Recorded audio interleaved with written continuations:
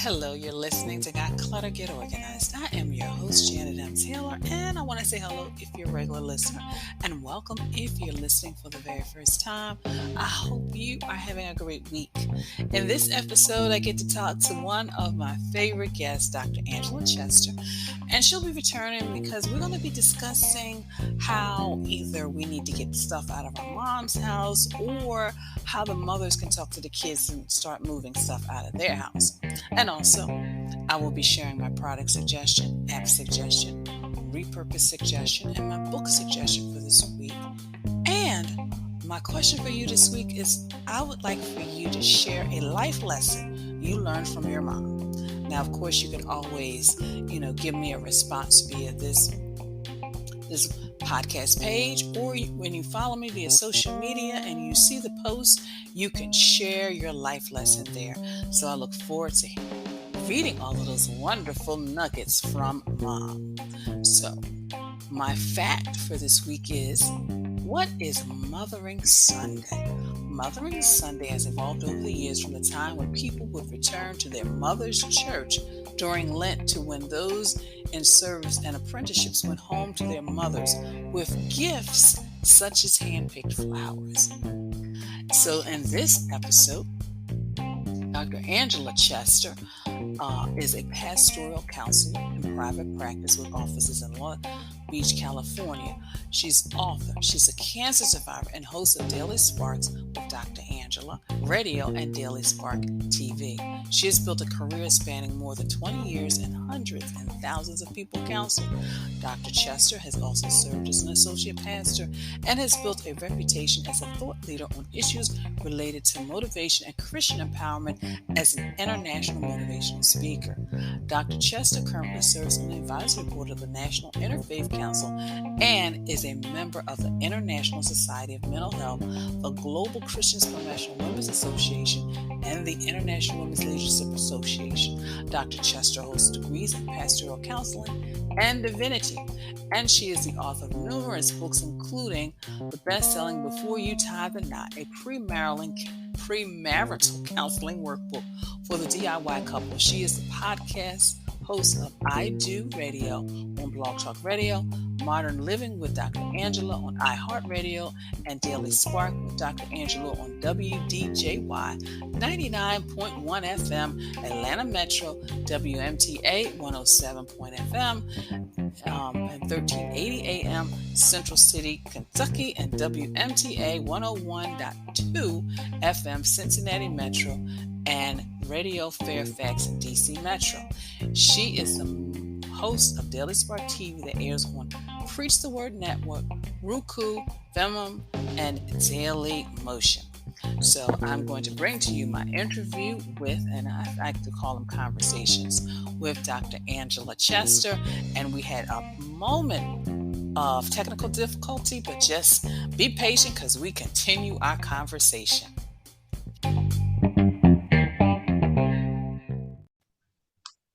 Listeners, it is May. Mother's Day is coming up, and you know who we have? We have returning guest expert, Dr.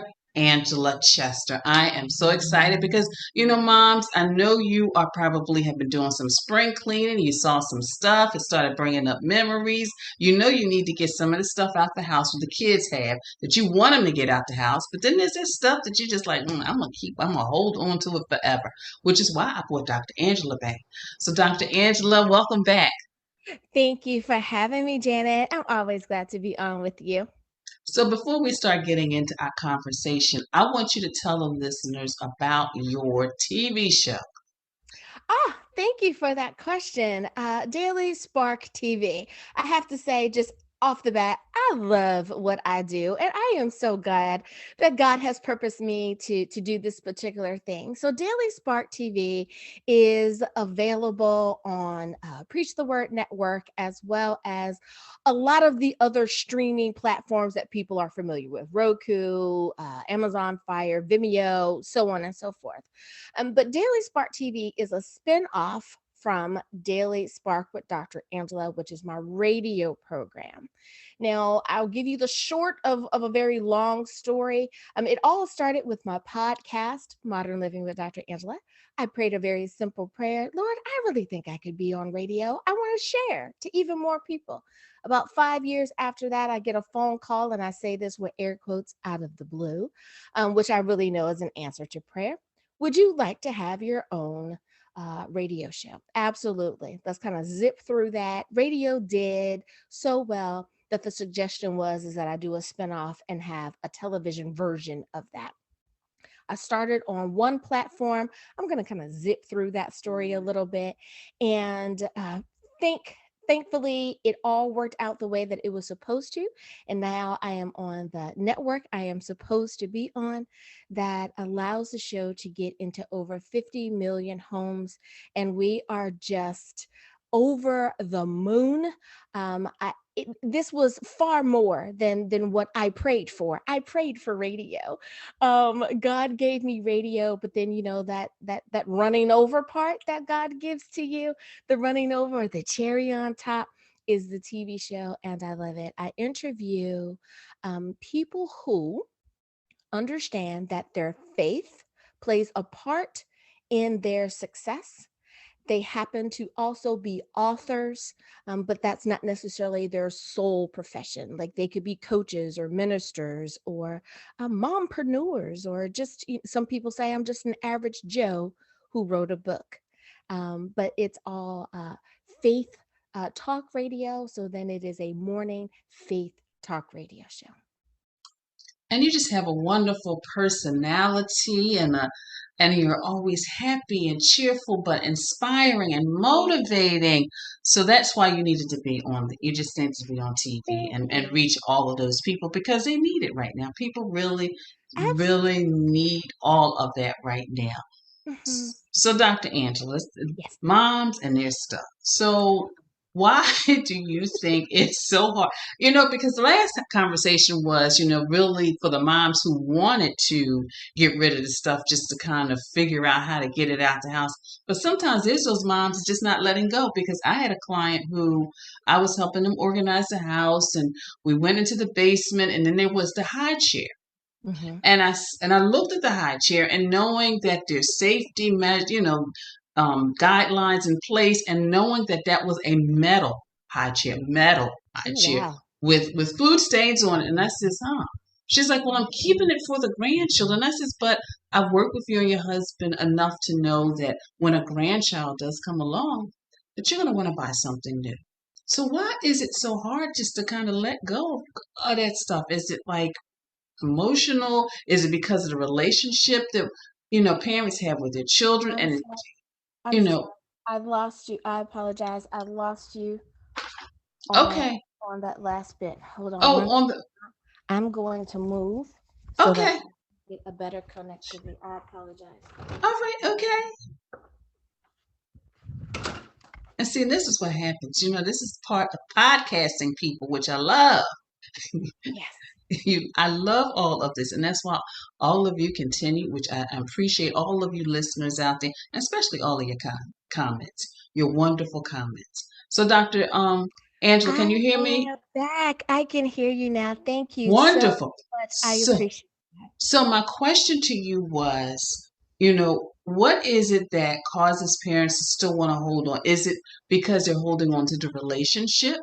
Is it emotional? What do you think are some of the things why parents just can't let go of the teddy bear that your child had, now that the teddy bear is maybe 30-something years, the child's 30-something years old and then has children of his own? Well, that is such a good question, and thank you for posing that question. To me, it's a few things. One, we have people that are just nostalgic by nature. They romanticize life, and for them, looking at that simply takes them back to that particular time, right? So, like you were saying with the metal high chair, and there are many people out there that's like, wait a minute, high chairs came in metal. It's like, yes, we remember that. And when they see that, they think of feeding their own little ones and being a mom and all the joys that brings to their recollection. So they're just overly nostalgic or overly romantic about the situation.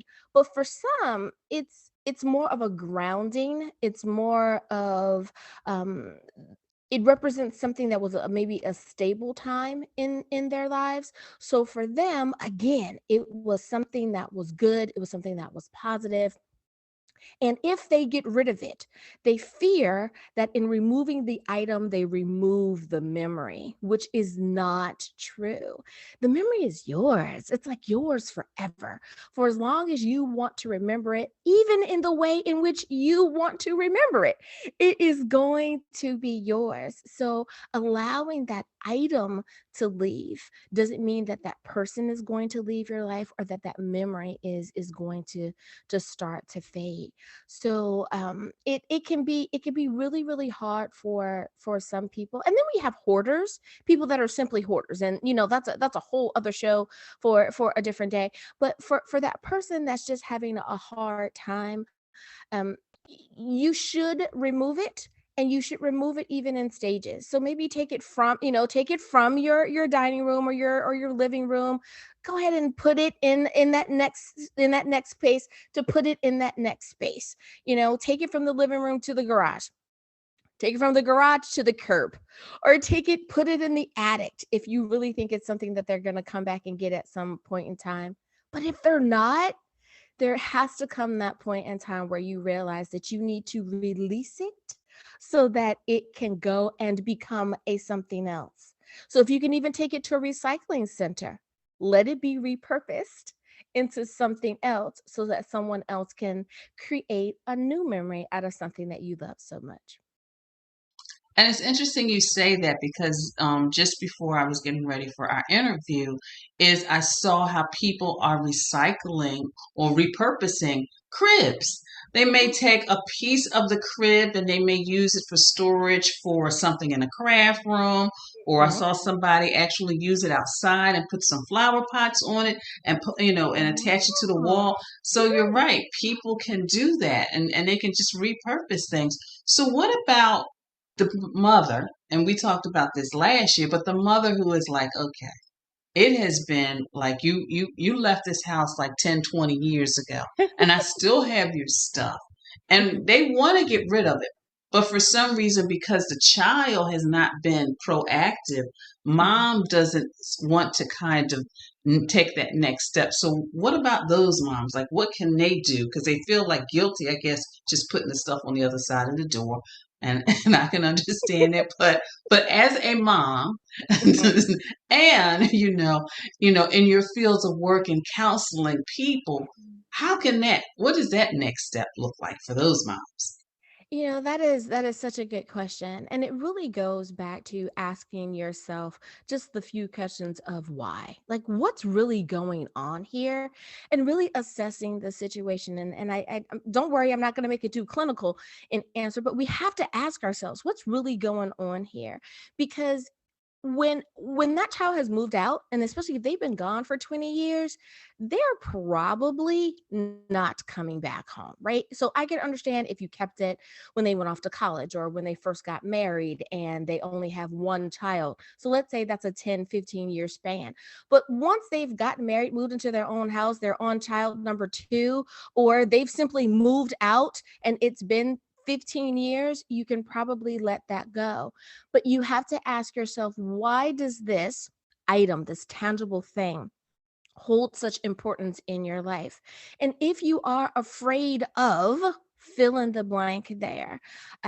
For example, you have parents that say, well, I had a child that passed away, and we did our last holiday was Easter. Right. So I'm afraid that if I throw away this child's Easter basket, something's going to happen to my children that are alive. So in finding out what is the root cause, what is the underlying stir of emotion there, we can figure out how we can properly release it and let it go. Some people suffer from PTSD and they don't realize that they suffer from PTSD. Some people are, and I mean that from the sense of something could have happened to them as children, which is why they're holding on to their children's things, or something has happened to that child and they are afraid for that child, so they're holding on to those things. But we have to realize that everything is not to be kept in its physical form, in our physical presence at all times. Everything is energy. And we know that if everything is energy, then energy always is, and it changes forms and it changes its presence. What do I mean by that? That baby chair, that high chair can leave your home and still be that same high chair in your memory. It has changed its form, and that is no longer in your presence. It is in the presence of someone else who can utilize that in a better way. So, mom, just really ask yourself, what are you really holding on to? Because it's not this item. Because if your child doesn't want it, it is of no significance to them. Why are you making it so uber important? And why does it need to be in your presence? Dr. Angela, that is so good. And when you said that, I was thinking about the why. Because recently, as you know, I shared with you, I'm going through my stuff because I'm moving at some point in the future. And I came across all of my old report cards, Dr. Angela, from first Mhm. grade to 12th grade. And I started thinking, I'm like, why am I keeping them? They were I know my mother kept them because she wanted to keep them. And then when she passed away, of course, I got them. But I'm Mhm. thinking, why? Why? Who is going to ask me what my grades were in the third grade at this point, especially once I'm getting closer to 60 than I am to 50? And some people were shocked. You did what? You threw. I says, but then if I keep them, then that means I have to create a space for them. And Right. that space in the future I may have to get a space outside the home, and I'm not doing it. I want to be able to have everything I love and use in my home, and those report cards from first grade, third grade, high school. Now that I've got at least a couple of degrees, I don't need them anymore. So I like that why. I like that you mentioned that, because I think one thing that will help us understand why our parents, or even our grandparents for that fact, kept so many things. We have to remember they didn't have the internet. They didn't have the ability to snap a picture of it on their phone and put it in the cloud. So our parents and our grandparents kept a lot of things and for certain reasons. Sometimes it was to simply because they're the prideful parent or grandparent, and you had done something that they found to be amazing. For other people, it was for posterity's sake. I am going to help you create your legacy. And especially for many of our Black and Brown folk, people wouldn't believe that you had achieved that certain something if it wasn't in the newspaper. So they had to keep that newspaper clipping or that article or whatever it was, just as proof that something happened. But now we have different ways of doing that, so we can present it in a different way, that's still important to us without it having to clutter our immediate space. And you were so right, because as you were saying that, Dr. Angela, I thought about all the certificates. You know how when you were in school, you just got certificates for everything. And I came across all those certificates, and one of them in particular, which I'm actually going to take a picture and post it sometime, it was I had not been late. And I said, see, that was just a journey that I was supposed to take in regards to time management, organization, and everything. But I'm thinking the thing is crinkled and it's got, a little but it's got my little gold star. So, but it's all of that stuff that we kind of pulled on to. And like you said, our parents, and then we don't want to get rid of it. And I've got relatives who are retired and still have their high school textbooks. Right. Yeah, no, I have to admit, I did let the high school textbooks, I turned all of those things in. I do have a few of my favorite books from the college days, just because it's like, hey, this book was $125. I'm keeping this one. I might want to reference it, or I might need it for some reason. But even still, like you say, there comes a point in time where you go, okay, if I don't know what's in this book by now, I'm never gonna know. But you can also now use your phone, or you can, use your laptop. So having to have immediate access to things has so drastically changed, even in our lifetime. So we have to let go of some of those old habits that were extremely useful then, that have become unuseful now. Well, Dr. Angela, I could talk to you for hours. You just know that. So my so my one question to you is, how do you stay so? I mean, you always seem happy to me, even when you just post something and you may not even be speaking. You just seem happy. So, what do you do to not only stay, motivated and inspired, but also just feel like I always feel like you are have like a balanced life, and whatever that looks like for you, because you have the business, your wife, your mother, Right. I know you're involved in ministry. So how do you do it? Because you always seem to give out so much happiness and joy. Thank you. Thank you for that. Well, I have always been an optimistic person anyway. I am a glass half full type of person. I try to be the example of what it is that I'm trying to teach others. So if I can't find the silver lining, how am I supposed to teach somebody else to find the silver lining, right? So I use my own advice. And there are literally times where when I'm trying to figure out something, I stop myself in my personal sense, right? So I stop Angela from thinking about the situation and I say, okay, Dr. Angela, how would you assist your client? And in changing that context and taking it outside of myself and kind of giving it that third person view, and I know this may sound odd to some folks, but making it not about me, but about the issue, about the challenge or the concern, I can view it a little bit differently. I go, what would I tell my clients to do? And then it's, oh, that's easy. Do this, that, and the other, right? So then I take my own advice. I think being a breast cancer survivor, and those who have listened to me before, you guys have heard me tell the long story. I'll get to the point here. When I woke up from surgery, I realized that I had made it back to the land of the living and that I had been given a second chance. Do not squander it. Do not waste it. Do not let anyone rob you of the opportunity to be exactly who God has called you to be. So, how dare you wake up and not be grateful for the fact that you are alive? And especially right now, when we're dealing with a pandemic and all that's going on in the world, I made it. What can I do to be positive? And for anyone who comes across my path, can I sprinkle some sunshine? Can I sprinkle some glitter into their day and make them happy, make them feel better, more positive about their day? Maybe I can't solve their problem, but I can at least say, you know what? I can listen. I can validate the fact that you're human and you're here and that how you feel matters. And for some people, that is all that they're looking for. But how do I keep it all together? Schedule lean. I cannot say time management enough. My life is color coded. I have my handy dandy iPhone is my lifeblood. I have calendars for everything that I do.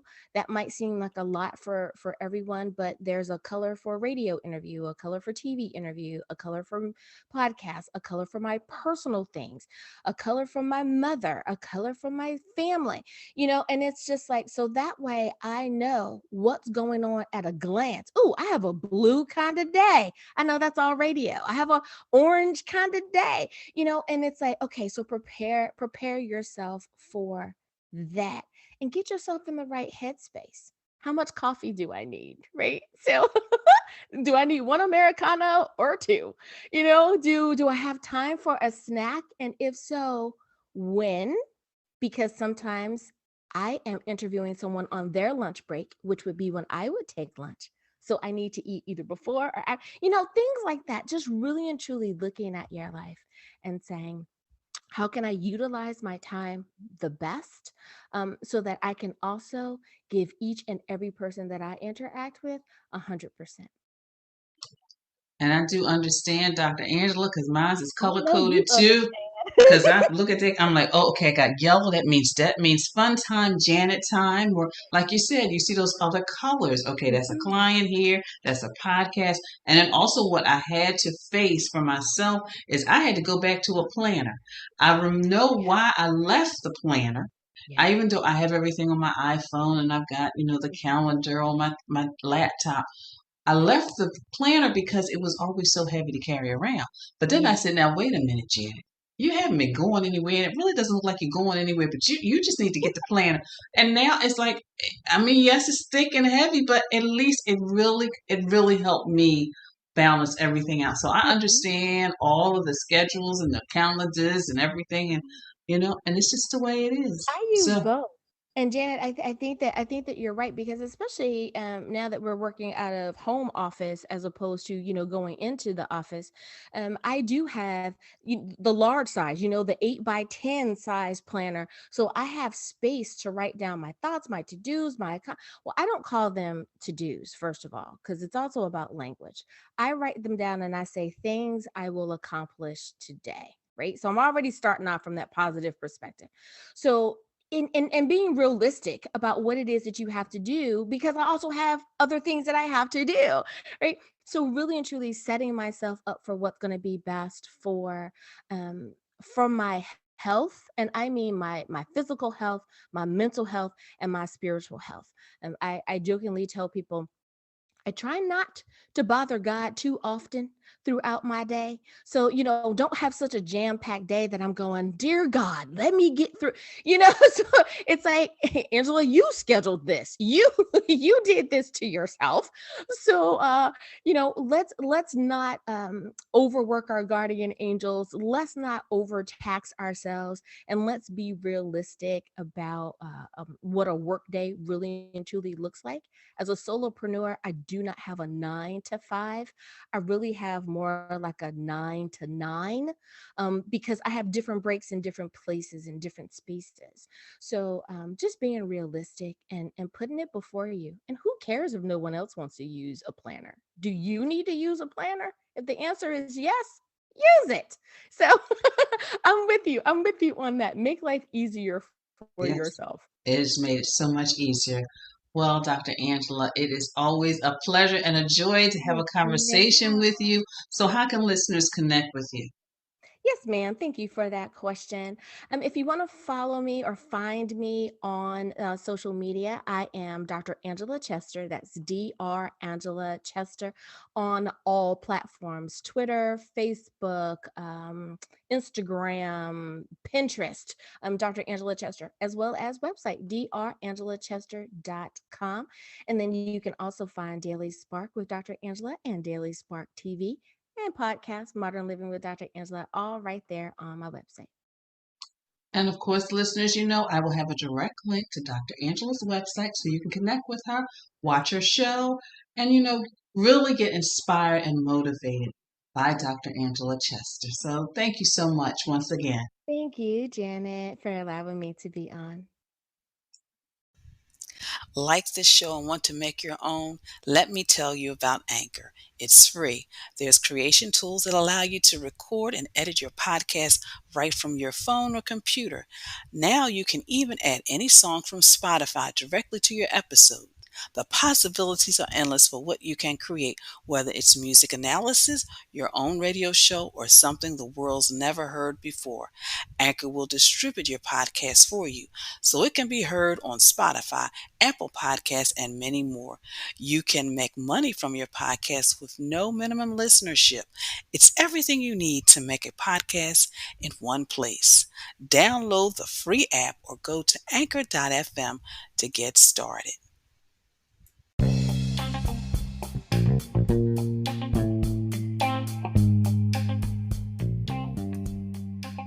I hope you gained some valuable nuggets from my conversation with Dr. Angela, whether you are a person who's ready to move your stuff out of your children's stuff out of your house, or whether you're still struggling with letting go. So please let me know. Either way, like Janet, I've taken that step, or you know what, I know what I need to do. I just need a little bit more time to process it. So now we're moving on to Taylor's Tip time, and this is about Project at Moms.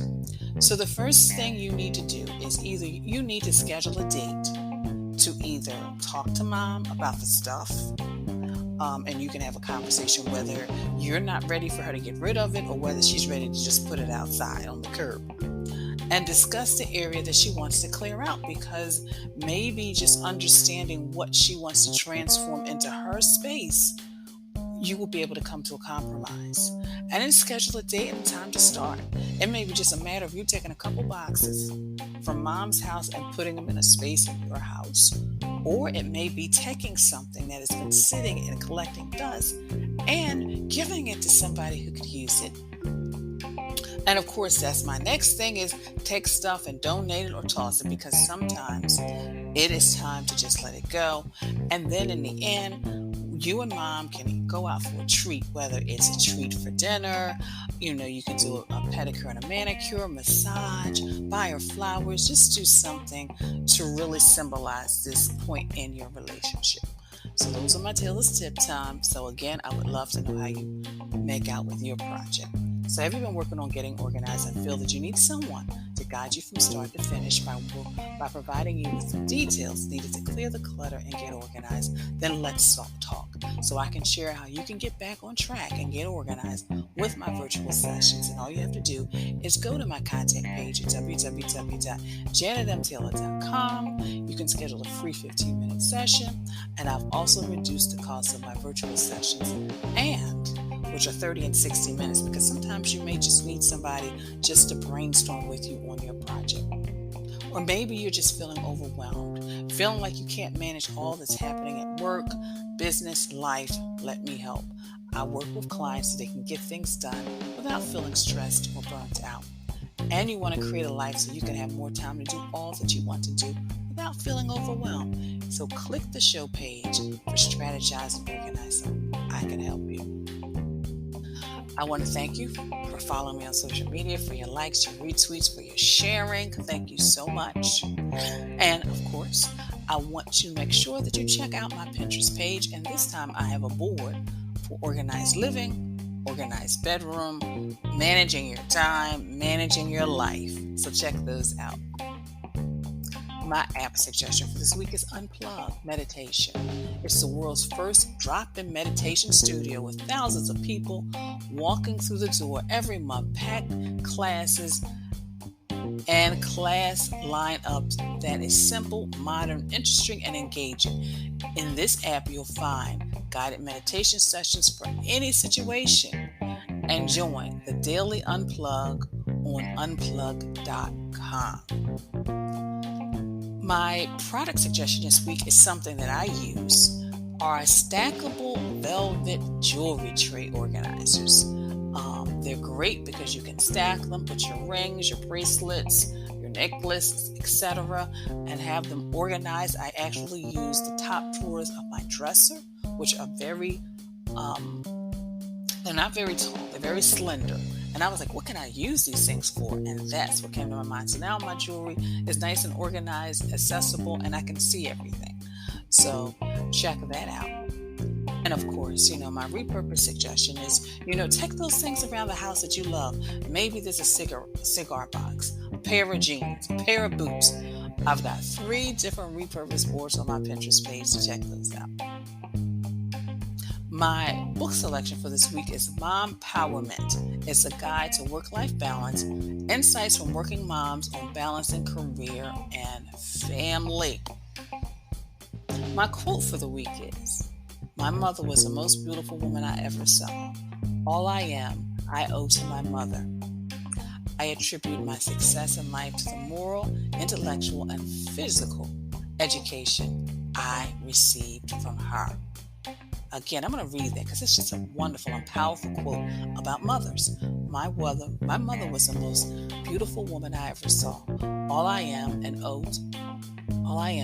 owe to my mother. I attribute my success in life to the moral, intellectual, and physical education I shared from her.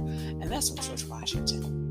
Well, I do hope you have enjoyed this podcast. I want your feedback. Let me know how you're doing out there. So thank you so much for listening. Be sure to share this podcast with your family, your friends, and on your social media network.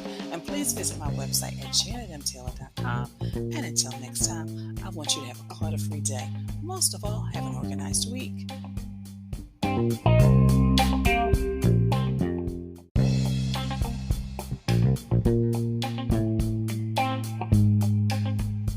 Organization is a quintessential element of a clutter-free life. Join me as we take this journey together. Along the way, we will find the necessary answers to your organizing dilemma. My name is Janet M. Taylor, and you were tuned in to Got Clutter, Get Organized.